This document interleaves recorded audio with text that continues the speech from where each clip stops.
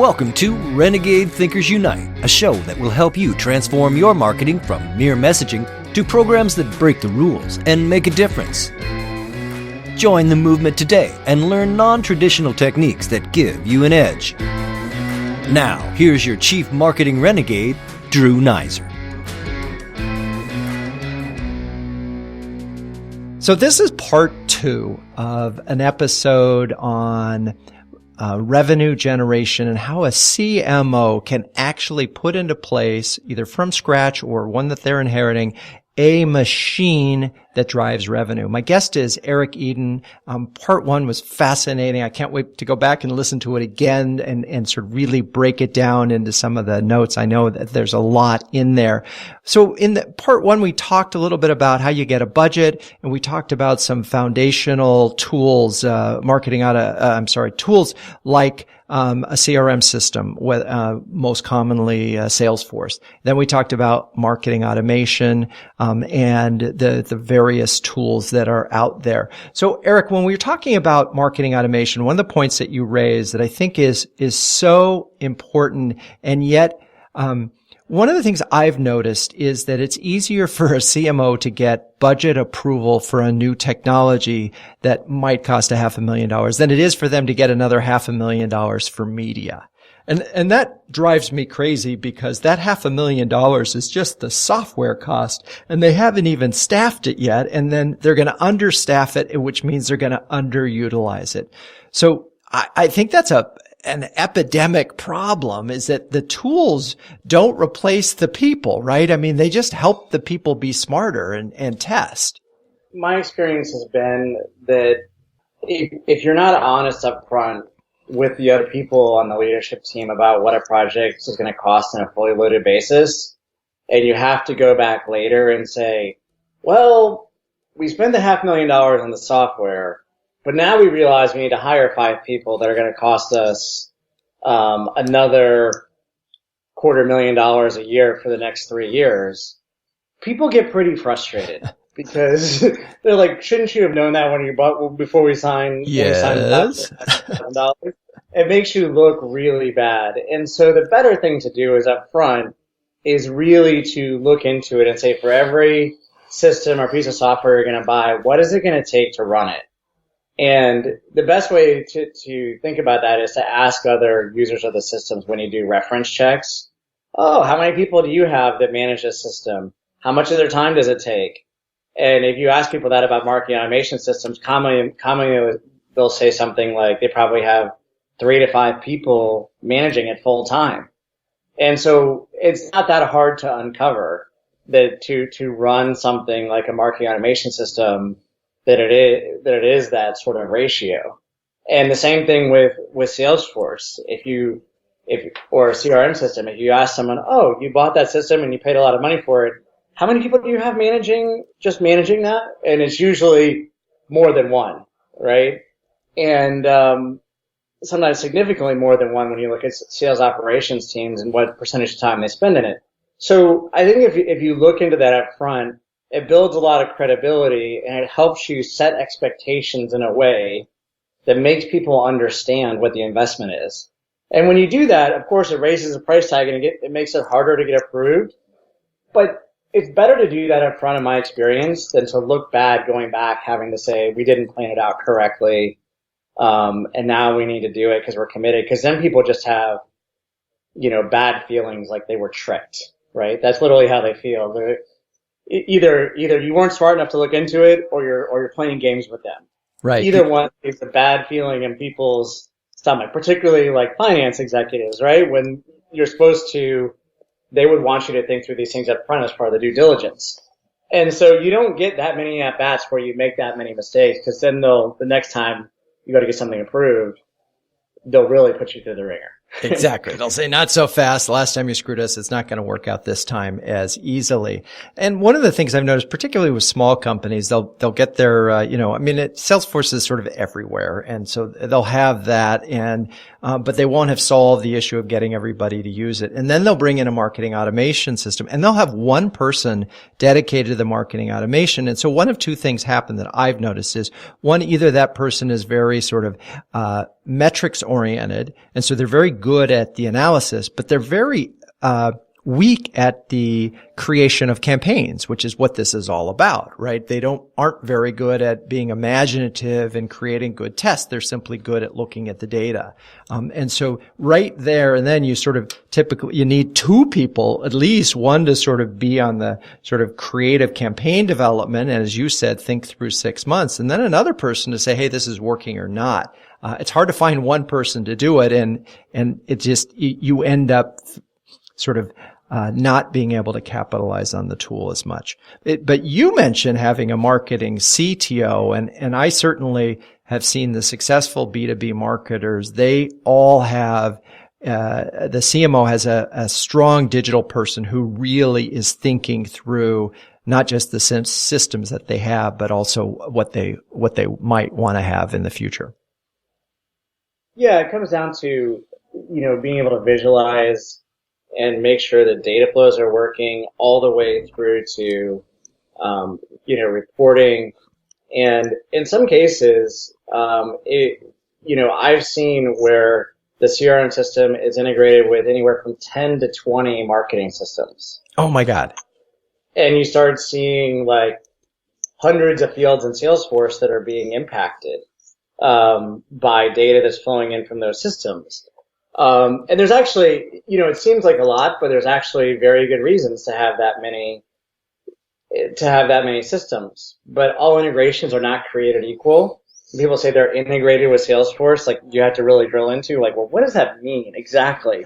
What exactly does the integration do, right? And, for example, the integration between Cvent and Salesforce when I was there was that if someone registers for an event on Cvent would push into Salesforce that person was registered in their Salesforce record, which was great. And, it did a few other things, but, a lot can be left up to the imagination if you're not clear on what an integration means. Is it two-way data flow back and forth? Is it one way? Exactly what fields can be updated, right? There's a lot of room for interpretation there, and that's really why you need someone who is savvy with systems, even security. If you have a security breach of one of the systems and they realize they can get from that system into all the systems, things get really scary really fast. So you really need somebody who can architect this, think about the reporting, think about the data flow, think about the integrations. It's not a simple thing, and that is a completely different person than someone who runs the campaigns. And like you said, that's the person who runs the campaigns and actually does the mechanics of importing the lists of people and does the analytics and runs some of the reports is different than the person who actually writes the campaigns. Because you need someone more creative like that who can work with the sales teams and get their feedback. And these are all different profiles, right? So you can see on top of the marketing technology, you need to have various people within your marketing organization who can sit on top of that technology. And really, like, if you're going to be successful at it, you can't just hire one of those flavors of people. You really need a group. And so, I think that's where I think a lot of the modeling isn't done correctly up front. A lot of times that people realize they can't live the dream. So it's better to just like talk to people who have done and understand those things, and then you can get a vision of it. Well, or you could listen to this episode at depth. Now, we're going to take a quick break, and when we come back, we're going to talk a little bit more about some of the layers. Eric mentioned Cvent. We just want to keep thinking about adding this to this stack.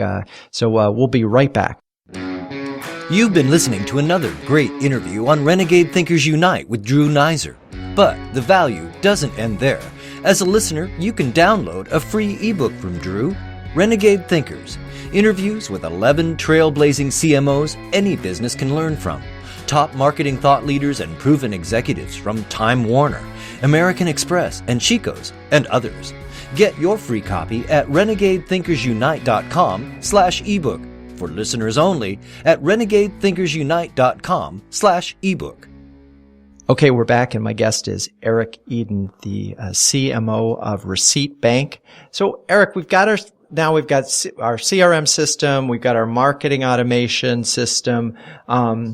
You talked about integrating events. So a brand that does a lot of events as a trade shows and so forth, integrating event into the CRM would be nice. What else sort of comes to mind as sort of these other things that we need to start adding and thinking about?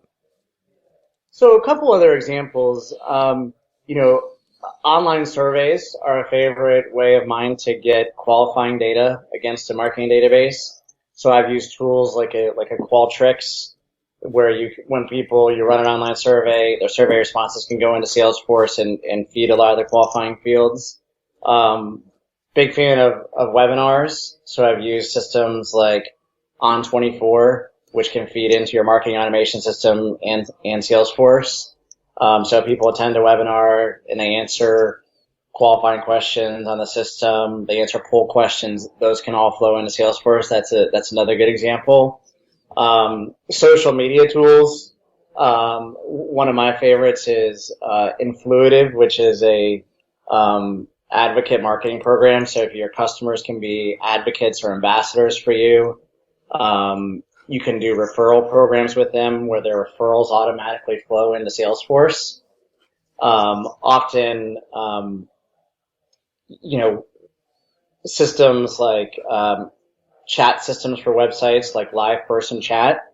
People chat on the website, people fill out a lead form. You can get systems flowing that data, into Salesforce as well. So then there's other systems that are more kind of an overlay on top of the CRM and the marketing automation system. If you're doing enterprise B2B marketing, Engagio is a great one. Founded by the original co-founder, Mark Hitto. He came up with a way that you could measure the amount of time that prospects are spending with you across sales and marketing initiatives across an organization. So it's basically like it gives you a view into Salesforce and your marketing automation system of what accounts are engaged with you and how much time people in that account are spending with you. And so you can start to see there's a lot of things that you can layer onto it. And I think some of the, Scott Brinker puts out the MarTech advisory report and says there's 5,000 systems you can work with. And so one of the things I always tell people is you have to figure out what it is you want to achieve and then find the systems that will help you achieve that. Because if you set out just to build marketing systems, you could build forever. You have to really, I think one of the keys is to really pick and choose the systems that would be helpful for your particular organization, for your particular goals. And, you can't master, too many systems. So you have to just pick and choose what battles you want to fight, because you just can't fight on every front. And so I think that's a big key to success is like which systems would have an impact on your business and help you really achieve your goals. And to prioritize those both from a budget perspective because of the fully loaded costs and because of just mind share. Like it's not possible for your team to learn 50 systems. Like it's just impossible. So it's easy to fall in love with systems because there's a system or an app for everything. And there's some great ones out there. It's just what do you really need? And I think the final thing I would say about that is just like I would try to limit overlap between the systems. Like if you're buying systems and you have another system that does, a high percentage of the same functionality, do you really need another system? Because your digital infrastructure starts to get to be too big at some point. It does. And boy, I've got a lot of comments on that. It's funny, before we recorded this, I was looking at Chief Martech has what they call the Martech 5000, and it's a logo chart. And you couldn't print it because you couldn't read any of the logos. But just, for the listeners, this chart, I'll put it in the show notes, but it shows the top competitors for marketing technology and advertising and promotion, content and experience, social and relationship, commerce and sales, data and management. And even in those categories, there are subcategories. So you have an abundance of choices, which of course is leading to the fact that marketers are spending more on technology than the IT guys are, which frankly is a scary thought because that has outpaced the spend on media. And ultimately, we need media in this thing, don't we? So, all right, we're going to take a break. When we come back, I have some other thoughts that I want to look forward looking as we wrap up part 2 of a fascinating episode on B2B marketing and turning it into a revenue machine. So stick with us. Hey, it's Drew. I wanted to use this break to ask you a single question. Are you a courageous marketer? Do you have the courage to go to your board of directors and say marketing could drive the growth of this company? We just need 3 times the budget.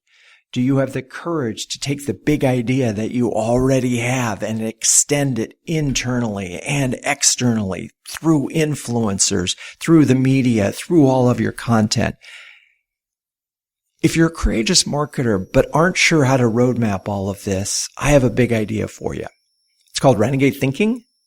It's a program that we've developed and work with exclusively for B2B marketers, generally at large companies. And I want to give you my cell phone, 917-679-8852. Just text Renegade Thinking to 917-679-8852, and we can talk about how you can cut through. Okay, we're back, and my guest is Eric Eden, the CMO of Receipt Bank, and we've been talking a lot about the tech stack and all the things that you can do. I didn't want the mention of Engagio to go without too much further. First of all, John Miller, I interviewed him for when he was one of the founders of Marketo, and he's also in my book with Eric. And I think Engagio, correct me if I'm wrong, Eric, is in the category of what's called account-based marketing or ABM. The idea that a lot of B2B brands can sort of narrow their universe to a few hundred clients within their 10 to 20 to 50 prospects and really sort of gather and build cases around them. Is that a fair description of that world?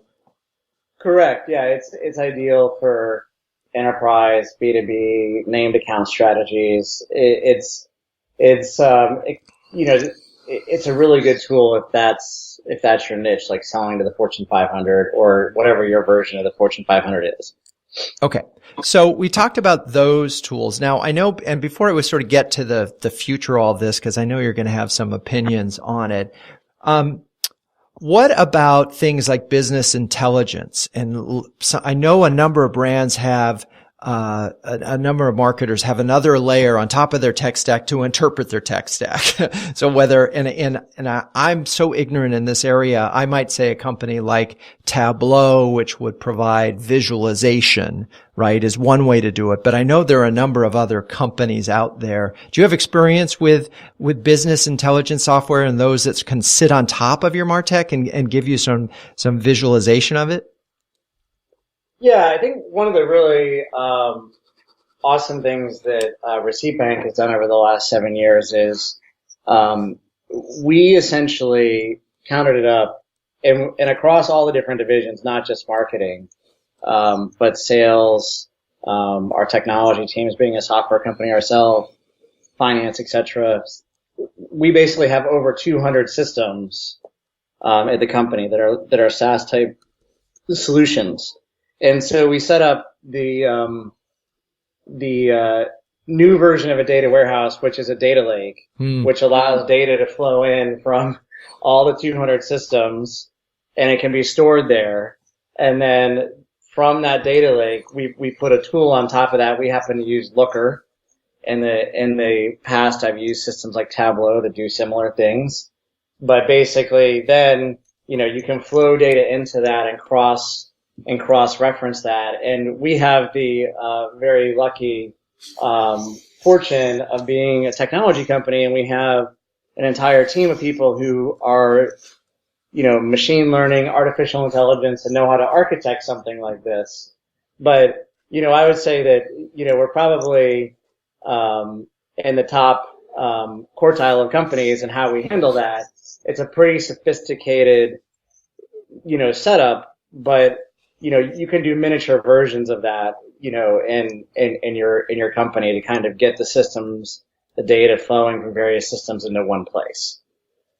It's funny because I interviewed the CMO of Looker, so I heard the term data lake for the first time recently, and it makes a lot of sense to me that you got so much data, you got to throw it in a lake, and then you got to sort through it. Okay, so we have a lot of data. We're putting it in this giant pool. We're sucking out the information that we need.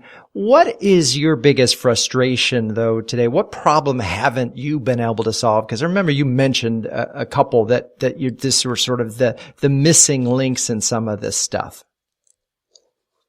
Yeah, so I think there's some definite gotchas that are still frustrating when you live in this evidence-based world. When you get down into the details, it's not perfect. So level of difficulty comes when you have very long sales cycles, because you will have a lot of touches of marketing and sales in those sales cycle. Then it's very hard to pull apart, okay, well, who killed the professor in the library, right? And how did they do it, right? So I think you get into debates, and even the salespeople who close a sale often can't say what actually caused a sale to close. So I think, long sales cycles and attribution, can be challenging. There's different ways to look at it. Some people say the first touch should get more credit because that's how they initially got engaged. Some people say look at the last touch. Some people say spread the credit across the touches with peanut butter. Other people say do different ratios for first and last touch. So you can look at it different ways and get directional approaches, but if you have a long sales cycle, attribution gets harder. So, one of the things is in pricing models, I always try to encourage people to figure out ways to shorten your sales cycle. There's a lot of good reasons to do that, and attribution is also one of them. Yeah. So, cash flow is another, but attribution is also a good one. So that's a big kind of, thing to be aware of. And then also, I would just say that, in terms of getting the systems to work together, it's sometimes difficult to, get all the data to flow in such a way that you can actually know, what caused things. So if you don't have that marketing CTO and the integrations aren't flowing, I think that, training of the teams is a big gotcha, because I think there's a lot of good intentions, and then, you're doing some very complicated technical things now, and you have a lot of junior teams in sales and marketing working on those systems, and things can get, fouled up pretty easily. So the one way to try to manage that is to have kind of reporting that shows when gaps happen. But if you do that, you'll see there will be gaps, because it's complicated. These aren't simple processes, and the bigger you scale, the more chances for problems that there are.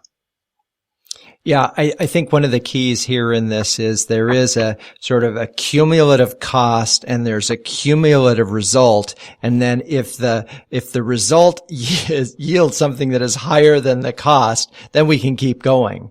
But the notion of being able to isolate every single thing and say, this is working, this isn't working is very difficult. And it's probably, in my mind, it's a fool's errand, because, you can go to an event experience at a booth and you can sort of talk to someone and you can begin to bond, but you don't register. You don't leave a mark at that moment. But that drove you to the website eventually, and you had a favorable experience. You called a couple people, and eventually, you end up buying the product. That event experience could have been all of it, but you'll never know.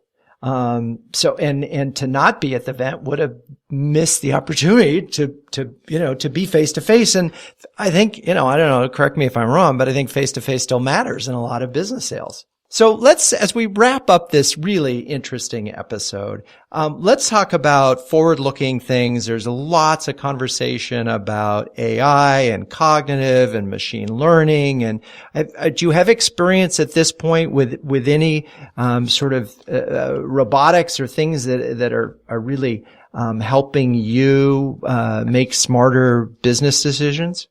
Yeah, I think the trends towards account-based marketing And, over the last 20 years, I think one big thing that was backwards that is starting to get corrected is that not thinking in B2B about people who raise their hands as individuals, but to treat prospects like an organization and to think about like a buying committee within that organization.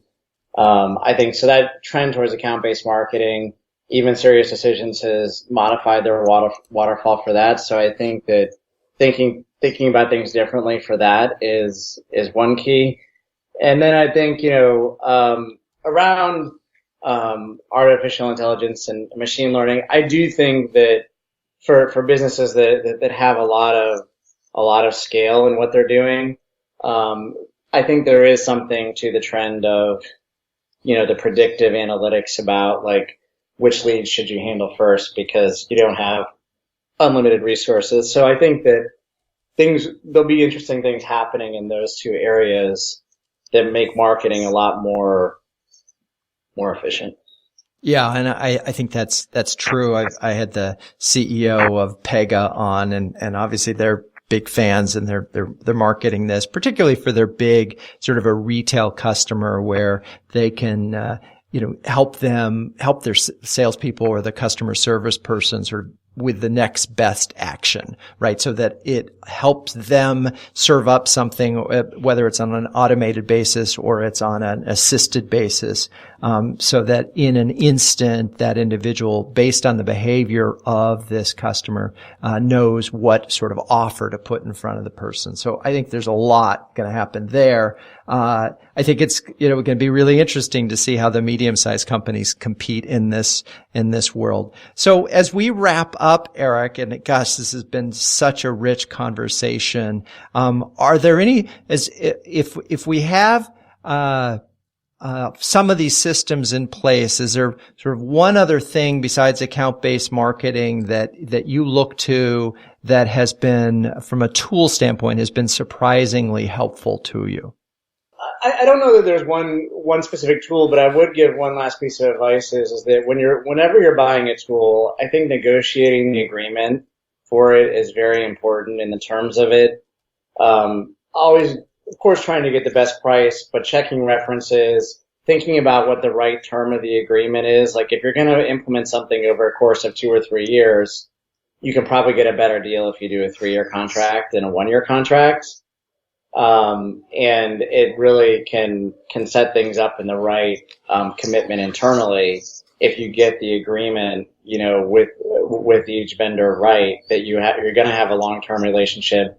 And you can probably get things included in that will help you in the journey. So whatever the vendor is, like, can they include extra support? Can they give you free certification passes, for your team? Can they, throw in extra things? And I think that's where a lot of the rubber meets the road, because these systems are very expensive, and it's worth it to really take the time to get competing bids from vendors and get the best deal possible, because if you do it right, you're probably signing up a multi-year agreement. You're going to have to live with it long term. Take the time to get a really good agreement up front. So a lot of times you rush into something, you don't get the best agreement, and then it really snowballs the cost. So I think that's something I've learned, again, through experience, that I recommend to people. And if I can offer one last thing, is just that being really thoughtful about the people you hire on your team. The first CEO I ever worked for told me, you'll avoid more problems than you can ever possibly imagine if you hire the best people.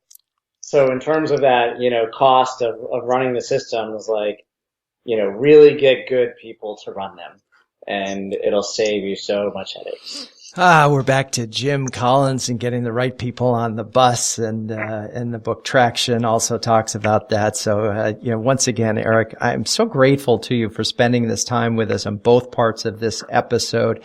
I'm going to take a couple of seconds to wrap up part 2 with probably some part one.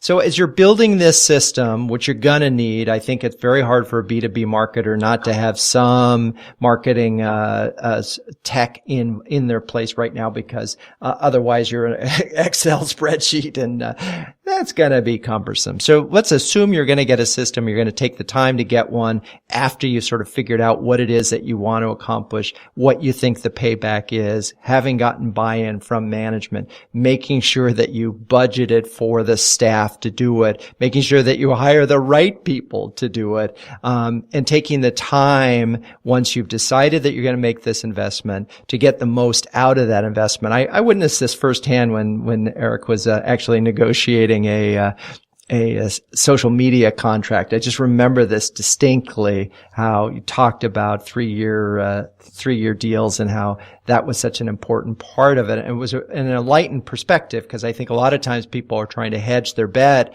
by saying, I'm going to just do a 1 year because if it screws up, I don't want to be part of it.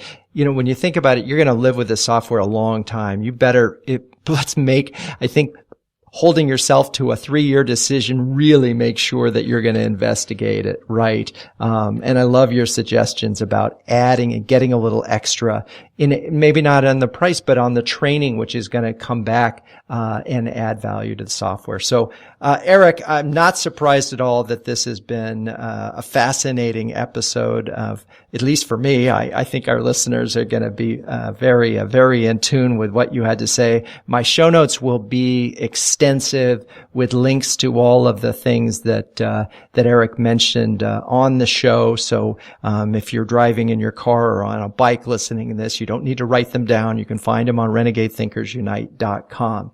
So, and with that, Eric, thank you again for being this guest and sharing your hard-earned wisdom. I really appreciate it. Thanks for having me. Great conversation. I really appreciate it, as always. So, all right. Well, that wraps up another episode of Renegade Thinkers Unite. Thank you as always for listening. We love it when you subscribe to the show. We love it when you share an episode that you had value on. Share it with a friend, tweet about it. You can certainly find me on Twitter and all the social networks. And until next time, keep those Renegade thinking caps on and strong.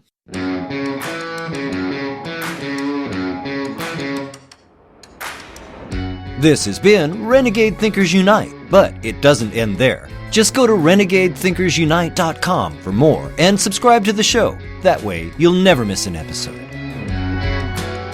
We'll talk with you next time on Renegade Thinkers Unite.